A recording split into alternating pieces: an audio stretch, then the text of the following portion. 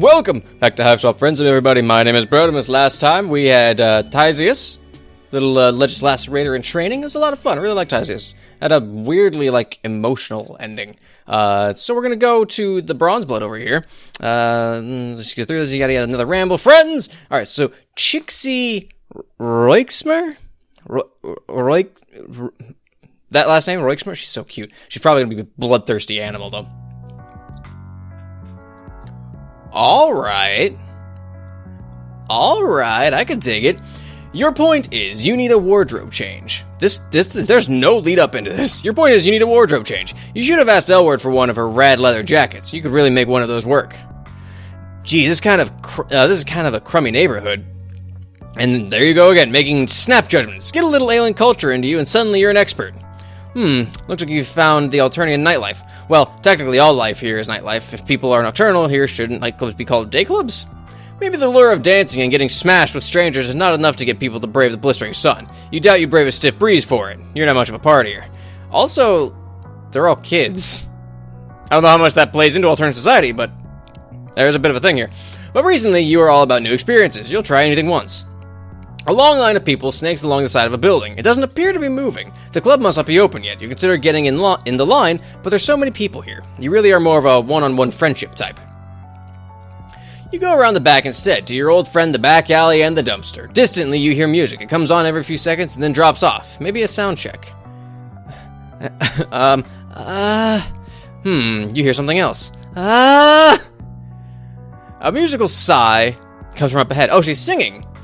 Are he singing? She's singing. You turn a corner to find a girl standing alone outside the back entrance. A heavy door is propped open with a chunk of concrete, like someone had gouged it out of the street. The girl has on a sweater dress and leg warmers, a bronze sign splashed across her chest. You wonder if you should consider painting a sign under your own clothes just to make yourself seem more normal. I don't have any horns. Also, my skin color is a completely different color. Yeah, no. Probably no point. You'd also need to paint yourself gray and find a pair of fake horns. Who would do something like that? Sounds like a huge pain with absolutely no benefits. I was actually one of those guys. I cosplayed as Gamzee back in 2012 when I went to Anime Expo. That was a lot of fun. The horns, I was really proud of the horns. The girl hasn't noticed you yet. She is staring at her feet and sighing. Also, she's making weird little whoops and clicking noises or singing a few bars of wordless notes, starting low and then climbing up high. Wow, it sounds pretty good. The enclosed space between the alley walls makes it seem like it's coming from all directions. Maybe you should just leave. She looks busy, but then another troll sticks their head around the open door, shooting the girl an unkind look and kicking the cement block's doorstop away. Oh heck, there's really only one reason you would prop open a door. Grab the door before it can close. Stand there like an asshole. Well, I mean, one of these is very clearly the right choice, maybe? Oh, man. I'm gonna grab it. Displaying the dexterity of someone far healthier and far less dressed in a slinky bathrobe, you grab the door before it can slam closed. I can't read today, apparently. I thought this said stinky bathrobe. I've been wearing this thing for a few nights in a row now. The Bronze Blood girl's attention snaps up and she breaks off mid-note. She takes in the misplaced concrete and you holding the door. Oh, thanks for catching that. I would have had to go all the way around the front. It must have been the wind. Just what sort of wind do they have here that could pick up a chunk of rock the size of a turtle? Unless wind is urban slang for some rude douchebag. Must have been the wind. She gives you a quick little smile and darts to the door, letting it close behind her with a solid click. Yep, locked. The brief gleaming flare of friendship you felt when she smiled at you in earnest thanks stutters and dies. You really had a moment there, but now she's inside and you're out here. Boy, I'm sure glad she's in there and I'm out here, where you will never reap the fruit of glorious friendship you planted with that act of kindness. Jeez, what's the point of doing something nice if you don't get any credit for it? Alright, fuck you. Jesus Christ. That's what I was saying. It's like, one of these seems like the wrong answer. Like, blatantly seems like the wrong answer. So, it's probably the right answer, but I had to go with the one that was the right one, the wrong one, the wrong one. So let's stand there like an asshole. Like the witness to the disastrous car accident, you stand there and watch as the girl notices the door closing and lets out a squeak, jumping for the handle. She misses it and smacks her knee against the metal frame. Ouch! Damn it! She has a soft musical voice, even when she's swearing. I'm not gonna be capable of doing that. You ask if she's okay. She stops rubbing at her knee and looks up at you. You are quite a bit taller than her, but she looks older than some of the other trolls you've hung out with. No worries. Well, at least not about my leg. If you want something to worry about, I'm sure I can come up with some ideas, without much trouble. You assure her that you've had plenty to worry about recently, though you appreciate the offer. Thank you for giving me another existential crisis. She gives you a fruitless tug on the back, or she gives a fruitless tug on the back door. She knocks, nobody comes. She knocks again, still nothing. You tell her that someone kicked her doorstop out of the way. She looks disappointed, but not surprised. Oh well, I have to go back around to the front. Could be worse. Would you care to join me? Oh my god, you thought she'd never ask. I truly didn't. Because this is kind of out of nowhere. This is working out perfectly. You are so glad she got locked out back here with you and the rest of the garbage. Boy, I'm glad she's out here with me. She gives me her fucking name. I'm Chixie. Chixie Reichsmer. Although I'm sure you already know that. Nope. I don't think you're an idiot or anything. You know, meet and greets are usually after the show, but you seem nice. You aren't sure how she figures that since all you've done is stand around. It's true. Thought. Though, so you don't protest. You are nice. Super nice. You might be the nicest son of a bitch on this whole dang planet. I don't know about that. You ask her if she's performing here tonight. Of course. Why else would I be warming up in a dirty back alley? You tell her you've seen people do far weirder things. She laughs. You aren't wrong. People around here will do anything for attention nowadays. For instance, you are walking around in a blue-shuned robe. You cough delicately. True. Very true. She's got you there. If you come inside with me, I can give you an autograph. I don't have anything to write with back here. Chixie... There's an eye missing there. Chixie seems to think that you are a fan who managed to get past security to accost her in person. She doesn't seem too upset, though. More like... delighted. You think back many friends ago to when Sarava told you it was dangerous for lowbloods to get popular. You wonder if Chixie trusts you because she thinks you are also a lowblood, or maybe she's just not that popular. Oh, maybe she's just not as big as she thinks she is. You follow her back to the front of the club, past the line of trolls waiting to get inside. A guy whistles at her and she gives him a flirty little wave, along with a flat smile, a customer service smile. She shows the bouncer something on her palm husk and he lifts up the velvet rope. They're with me. They're my +1. Wow, you've never been anybody's +1 before. A bunch of people in line look annoyed, but Chixie ignores them. You follow her, tripping a little on the hem of your robe. Be careful, huh? You don't want to twist an ankle. Chixie speaks with a lilt, like a character in a musical getting ready to burst into song. You hope you aren't supposed to participate if she does. Oh boy, I'm doing this all wrong. You're a little too busted for impromptu dancing numbers, or dance numbers, and you're also liable to flash someone in this robe. Although it would be a good lesson in alien anatomy. You hear music and chatter from down the hall, but Chixie pulls you in another direction, toward the dressing rooms. You pass several closed doors, stopping in front of one that seems to be in the process of being cleared out. A bunch of shit is spilling out into the hall, clothes trailing out of suitcases, a microphone cord seems to be slithering slowly among the... what is that word? Detritus? Charming. God, I can't do anything without someone messing me around, locking me out, and now this. Who did this? I'm seriously out for blood tonight. Looks like someone commandeered her dressing room while she was out, as well as tossed all her shit out into the hall. I have to deal with this. I'll be right back. You can borrow some clothes if you want. In fact, I insist. She leaves you in the cramped little room. It's dark in the hall, but everywhere in Alternia is kept darker than it's comfortable for you. You're getting used to it, though. Yeah, that's right. Trolls can see in the dark. I cannot. You imagine humans used to have to deal with this all the time back before electricity, provided they didn't die immediately of, dysentery. You flick on the outline of the white bulbs around the mirror. Oh wow, even in the soft, flattering light, you look like an A-grade free-range disaster. Jagora's expensive rainbow drinker serum has rubbed off, and now you're mostly just dusty. You wade through a couple of Chixie's suitcases, but everything here is too small for you. There's a couple sweater dresses and a hoodie that might fit, but without a pair of pants, it's gonna get real scandalous real fast. The only thing that you find that works in the whole damn dressing room is a floaty purple dress hanging on the back of the door. Definitely not your style, you never would wear anything like this at home. But fuck it, roll with the punches, right? And not just in violence ways, fashion ways. Good! I have this long, flowing purple dress now. You give a little experimental twirl in front of the mirror. You aren't going to break any hearts, but you'll do. You actually kind of dig it. Alright. Oh boy.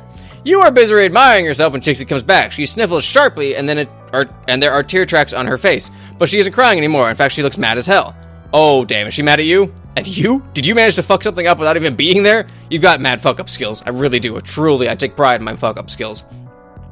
I got bumped. They kicked me off the lineup. I was supposed to be opening, but some new band came in and they have a Purple Blood drummer, so the club owner let them take my place. Purple Blood drummer? Why the hell would a Purple Blood be in the back? Well, no, they like to beat on things. Of course. This is how it always goes. Gosh, she looks so sad. Time to break out your finely too comforting muscles. But before you can get out those guns out, someone oozes up to the two of you. Someone you recognize. Oh, incredible, Miss Reichsmer. What are the odds? It must be fate. Well, you chirped that you were coming to the show, so I guess the odds were pretty good. Zebra doesn't let this dim his sparkle. He isn't the type of guy to let facts get in the way. He hasn't even noticed you. He's too busy kissing the back of Chixie's hand. Looking good, baby. I'm kind of a mess. I've been crying. Well, crying looks good on you. Oh my god. Ugh. Zebra finally glances her way and does an extremely exaggerated double take. Wow, damn, I didn't even recognize you. You clean up real nice, you know. You haven't cleaned up at all, really. You haven't bathed since Tagora's fancy ablution trap. All you've done is put on a slinky dress.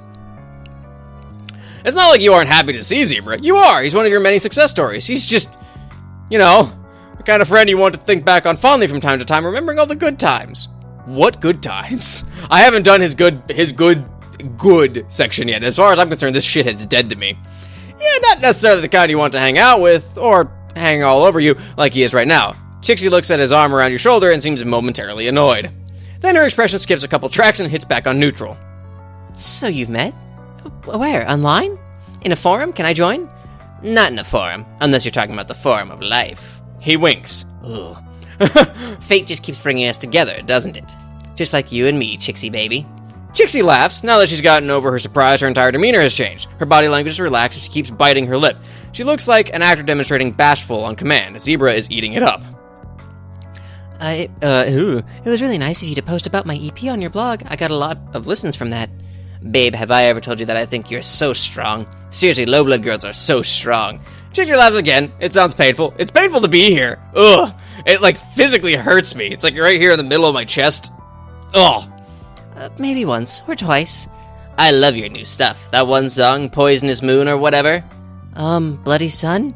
Right, yeah, exactly. God, what a shithead. What a fucking piece of garbage this motherfucker is. Real good stuff, sweetheart. I can't wait to hear more tonight. Oh, right, he doesn't know Chixie got bumped. Chixie meets your eyes. She seems to be trying to communicate something entirely using her eyebrows. Mind your own damn business. But this ain't me. This ain't all me. You follow Chixie's lead and don't say anything. Zebra will find out pretty soon anyway when the show starts and Chixie doesn't get on stage. He takes off, saying he's gonna go get a spot in the pit. There's no pit here. Her earnest, polite look drops as soon as Zebra's out of sight. She's letting you see all the bits of herself that she has to hide from other people. You wonder if it's because you don't matter that much, or because she can sense your trustworthy nature. Hopefully it's the latter. You are a natural optimist when it comes to friendship, so you decide to believe the latter. And there it is. Come on, I want to get a good look at the jerks who took my stage from me, so I can talk about them on my Chitter. You can follow it if you want. Only like 4 people do. It's not like anybody cares about my problems anyway. You risk at an encouraging pat between her shoulder blades. She sniffs and wipes her nose. At least I have you, my one non-creepy fan. At least I think you aren't creepy. I guess I don't know you that well.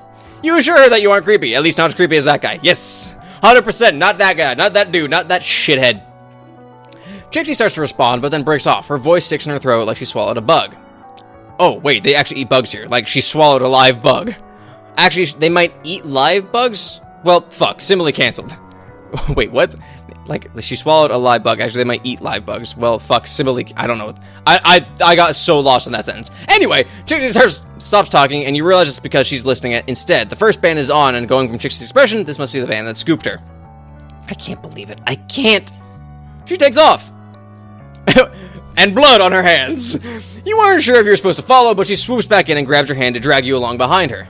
Oh, this isn't good. You go past the club entrance and up a staircase, emerging in a tiny backstage area. Chixie stops just outside the stage lights. You know, I bet telling shithead Zebra about she getting bumped, he might have been able to pull some strings, because he is a high blood. He's only 1 step below purple blood. He might have been able to get her back on stage. I'm going to say that right.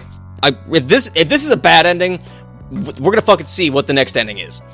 The band on stage is 4 trolls, mixed cast judging from their clothes, although you suppose they don't have to wear clothes the color of their blood. Though most trolls seem to, law or tradition, both are dangerous to break.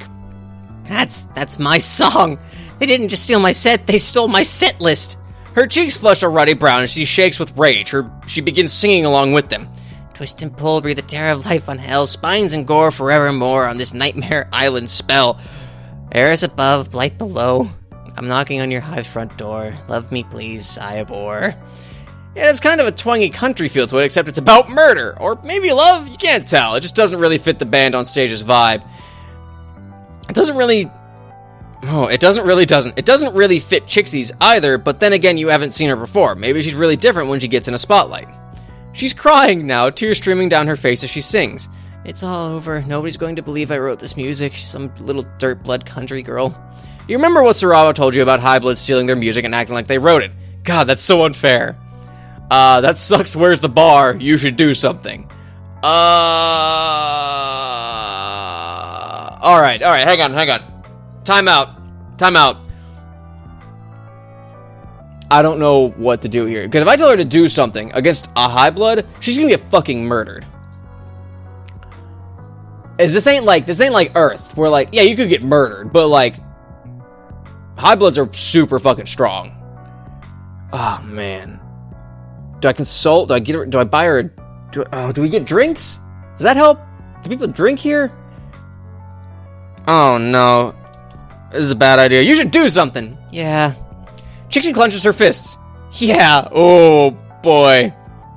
She reaches into a snarled mess of equipment and comes back with a microphone that only looks a little bit squirmy. Then she walks over to a costume rack and pulls down a mask. It's plain white, like the Phantom of the Opera's mask, jarringly stark against the gaudy, organic styles of most everything else on Eternia. She waits for a dip in volume in the song, and she gets one right after the bridge. Then she switches on the microphone and takes a huge breath. Okay. Just shut the fuck up. The shot reverberates around the club. The sound of the crowd dips and falls off almost entirely. The band staggers to a slow, rattling stop. Nobody seems to know what's going on. Oh, hell, this isn't what you meant. You meant, like, egg their tour bus or trash them online. Chixie steps into this light, and a murmur... This is a terrible idea. A murmur goes up through the crowd. The band singer lowers her microphone. She is in a short blue dress with long, vicious claws painted red. You aren't up on all the trends, but you're pretty sure that red is edgy. Chixie covers her microphone and says something to the band. The cerulean stares at her for a few seconds before letting out a cascading spray of laughter. Sure, honey, okay. Condescending and sweet, like Chixie is a toddler who happened to wander on stage. She points finger guns at the guy on the soundboard. Razor, give the lady a beat. Oh god. You know what this is. You see Chixie's face framed by the lights, focused and intent, all simpering gone. You like that? I wrote it. You hit that? I own it. Coming in hot, trying to steal my spot. Oh lord, is this a limerick? Just grab my bulge and deep-throat it. A dirty limerick. Holy shit, she's really doing this thing. A rap battle. Jesus. The cerulean girl spits some stuff back. It's kind of basic, just general insults about Chixie's blood color and her lyrics being stale, considering she stole Chixie's song that doesn't really fly. The crowd doesn't know that, though. They're eating it up. They probably think it's all part of the show. Some fiery little old blood coming on stage to shake things up. Paint your claws red, paint your mouth brown, acting like you know what it's like down here on the ground. The crowd whoops. This might be a high-blood-owned club, but there's definitely a lot of low-bloods in the crowd. But it's imitation. I got no expectation. This is your final station. You aren't gonna hit higher than this collaboration. You aren't like a rap expert or anything. I'm not. As you can tell, I'm extremely uncomfortable doing this, but you can definitely tell that Chixie isn't either. She gets breathless toward the ends of lines and hits some words strangely, but the crowd is really feeling her. Definitely more than they're feeling the cerulean. Chixie's voice picks up speed and power as she gains confidence, drawing energy off the crowd. You realize you're leaning forward too, making sure you catch every word. She goes through a whole list of the band's shortcomings, including their fashion sense, their talent level, and their interpersonal clusterfuck. They are apparently a pretty well-known group online. She throws in some stuff about them stealing her music, and the crowd oohs like this is a middle school cafeteria. So kill me, call the drones. It won't change a bit of what they all know. When you're a thief, what do you expect? I beat you all square. Hey, show some respect. Chixie drops the mic, the room erupts. Holy shit, that was awesome. She just came up with all of that on the fly. Did she? The cerulean looks furious, and another troll runs onto the stage to try to get the crowd under control. They're all chanting, mask, mask, mask. Chixie runs back off stage, chucking both the mask and the microphone back where she found them. Oh god! She grabs you and you run all the way back out the alley where you met, letting the door close behind you. Guess you're done with that club. Chixie's eyes are round and shell-shocked. I just did that. Yes, she really did. I just told a bunch of highbloods to eat my bulge. You don't know what a bulge is, but yep. Fuck, they liked me, didn't they? They were cheering for me. You say yeah, you're pretty sure they were. Holy shit, I'm going to be called. Did you hear all that stuff I said? You can't just say stuff like that. You remind her that she was wearing a mask when she did it. Oh, right. Nobody will know who I am. I'm safe. Oh, but that means nobody will know it was me. You aren't quite following. I'm not going to get any credit at all. God, why does everything in my life have to be so metaphorically resonant? Oh, girl, you feel that. You def know what that's like. I'm never gonna... Nope. Hey, that was pretty dope. Both of you jump about a foot in the air. A low blood in a hoodie and a pair of sunglasses slouches against the brick beside the back door. Either you are seriously impaired today or he is seriously good at sneaking. You got any stuff online? He asks Chixie. She gapes at him. But I was wearing a mask. How did you know? Well, you're standing right outside the door and you're wearing the same clothes you did on stage, so... Oh, right. Clever of you. Don't worry about it. Plausible deniability, right? Catch you later. He slinks off, one hand raised in a casual, cool guy farewell. See, you tell Chixie. Some people will figure out who you are, possibly just randos outside of clubs, but still, she can do this. She can make her dreams come true. You're totally right. I so can. I guess all hope isn't lost. At least not until another insurmountable obstacle comes along. Thanks for, well, everything. I would have never gone out there if not for you. She hesitates for a few seconds, then goes in for a slightly damp hug. Sorry, stage lights and terror make me sweat. Aww! Moirail. This dress is something else that I'm wearing. Oh, that's cute. That was a fun one. That was a lot of fun. The low bloods, man, they're always a good time. The high bloods are a good time, but like in a what the fuck am I doing kind of way. But yeah, that was a lot of fun. I apologize that I don't have a musical voice in the slightest. So like, and I'm talking about how like her voice lilts. It's like I can't do that. I can't fucking do that. And then like the whole rap battle thing, it's like I am so uncomfortable doing this because I'm so shit at that kind of thing. So it's just like fuck me. I backed myself and then painted myself into a corner this time. You dumb shit. Anyway, I hope you liked that, everybody, because we're calling it there. If you did, make sure you like it, leave a comment, let me know what you guys think. I like talking with you guys, like chatting with you. Subscribe so you can keep up with my stuff. New video every Friday. 1 p.m. Eastern Time. It's pretty much just all Friendsim for the last several months. I don't think it shows any sign of slowing down. And share with your friends. Maybe you can find someone who will actually, rap the bit that Chixie does. Because that was cool. That was really cool. I'm just not good at that kind of thing. Because it's like, oh, and I know I'm bad at it, so it gets even worse. So it's just a fucking, cringe fest when I do shit like that. But anyway, hope you guys like this, and I'll see you next time. Later.